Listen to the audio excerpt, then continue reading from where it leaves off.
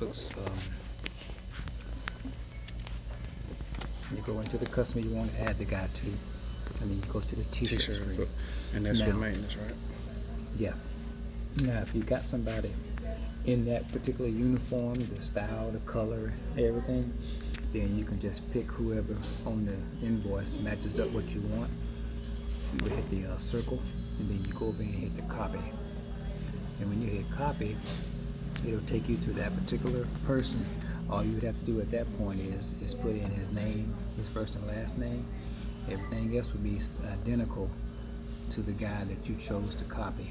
So you would go down to each individual garment that he wants. So if this guy had wanted the polos, you would just go down and choose the size, the fit, and the grade. That's all you would have to change.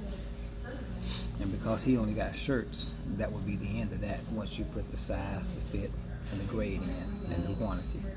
So that would be it for that. Now explain the inventory. The inventory is set up by the customer.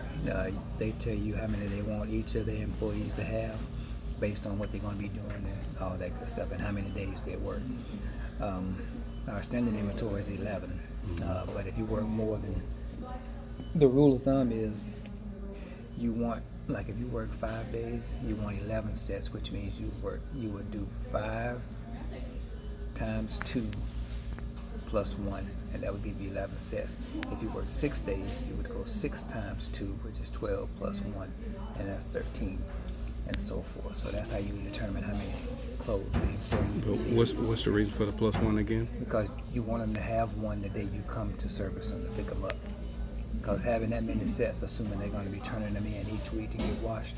So while we're washing 5, they'll have 5 to get them through the week, plus the one to have on that they're the day wearing. they come. That they're wearing. Yeah. So that give you Okay. that total. So since we don't have anybody we can copy, we have to go original. So you would go to the wares, and the reason I say go to the wares because they do got FS on this particular account. But you would go down to the wares, and then you would hit the plus sign right here. I'm sorry. Mm-hmm. And then you would just have to go from scratch. You would have to go first name, last name. You would have to put, you would go add garment. And then, remember I told you have to go add garment each time you add, like the shirt and the pants. You would add the garment here first. You would click confirm to add that particular garment, but you wouldn't hit confirm again until you had all the garments you wanted to have for that person added, if that makes sense. That's why it's best to do the copy if you can, because it won't allow you to have to do all that. You just have to hit confirm one time, and then that would be it. So if you can copy somebody, try to copy. But if you had to do it individually, then you would have to add the shirts, confirm it, go back in, hit add garment again, then do the pants, confirm it. If you did a jacket, you have to add garment again, add the jacket, confirm it. And then once you've gotten everything added that you wanted to add, then you click confirm, and that would take you back out to the main screen. So your only option to hit confirm is twice. If you had to put it in originally, if you didn't have nobody to copy, you would have to hit confirm twice.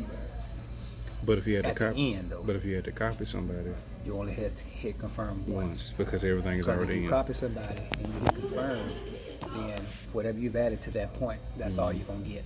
You won't be able to go back in and add nobody until you download that day and come in on the next day. So that's why it's important. If you don't copy, just make sure you hit add garment, add it, then go to the next garment, and then hit confirm. All right, go over destroyed and lost items.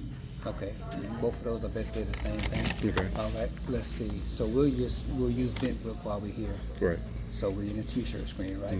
So let's say Matt was missing 2 shirts. Okay, so from here, if he's missing 2 shirts and we don't know which ones he's missing, it's best to let the computer, take out the oldest inventory. So at this point, he only gets shirts. So we would click that, and then you get your command line, but then you would go to the 3 dots, hit lost, and then you would tell the system that you want to order 2 pair of pants. Now, if it's the customer's fault that he lost them, you would leave that checked and you would charge him for those 2 the next week.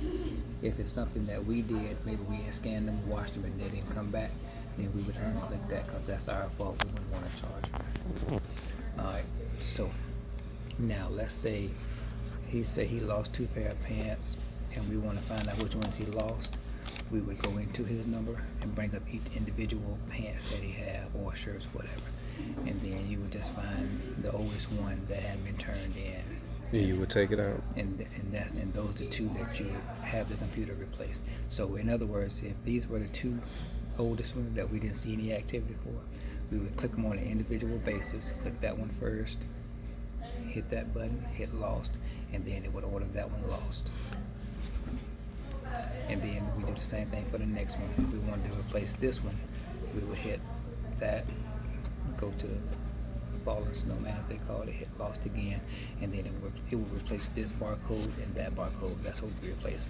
Now, if we did it on a general basis, let's say just say we don't know which one he lost, we want the computer to do it, we would just click it from this screen and then go over here, hit lost, and then it would ask us the quantity, and we would tell it how many. And then that way, It's blurring out. Sorry. There it is. I'm back. You said what now? if we wanted the computer to generate, to take out whichever pants or shirt that he was missing, then we would just go into the general this screen right here, and that we let the computer determine which 2 to take out. But it's best if you do that, right? Then let the computer. But yeah, because you can go back and tell the computer the ones you want to replace. That like the computer will generally take the oldest items anyway. So, but like I said, if you know which one is messed up, then that's the one you would want to do. Now, here's another thing that this is really what the like that Cedric Dobbs guy at the Public Services. Mm-hmm. Let's say his shirts got burnt up in a fire, right? Mm-hmm. And we wanted to do a destroy. Okay, we would go into each, let's say out of the 16 in his inventory, 5 of them got destroyed, but we don't know which 5. Well, we would go in individually because all these are the barcodes, and we'll say, hey, he destroyed this one. So you see the command line right here? Mm-hmm. Then you would hit destroy, and it would replace that one right there. And then you go so forth. You would hit destroy. Now, would a customer be charged for that? Yes, destroy it unless they got uniform advantage. If they don't have uniform advantage, they will get destroyed. I mean, they will get charged. Is there another way to destroy it? Like, If you hit destroy, the computer automatically knows to charge them. Even if they got uniform advantage, it's not going to charge, and the computer knows that. Anytime you hit destroy, so lost is the only way you can control whether you charge them or not. Because it tells you on LR next week, you can unclick it or you can keep it clicked.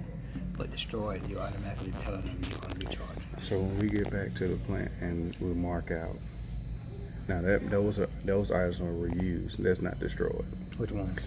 Let's just say we get back to the plant. We Okay. got and some customer turning some uniforms in, and we have to scan the little mark where you tell me to mark out the route number and the day, and we go back to the computer and scan.